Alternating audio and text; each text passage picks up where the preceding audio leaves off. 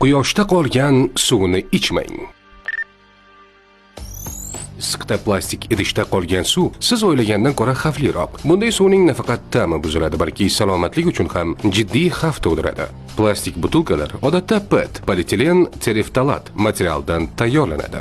Tadqiqotlar ko'rsatishicha, quyosh nuri va yuqori harorat ta'sirida PET idishlardan antimon, surma kabi zararli kimyoviy moddalar suvga ajralib chiqishi mumkin.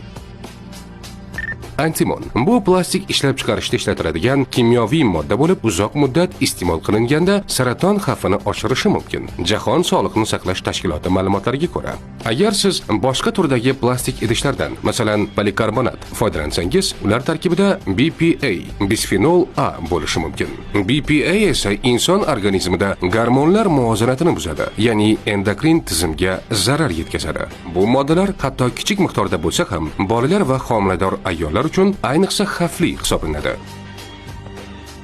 Quyidagi tavsiyalarga amal qiling. Suvni har doim soya joyda saqlang. Qizigan plastikdagi suvni ichmang. Shisha yoki BPA free belgili idishlardan foydalaning. Sog'lig'ingizga befarq bo'lmang. Bu ma'lumotni boshqalar bilan ham bo'lishing.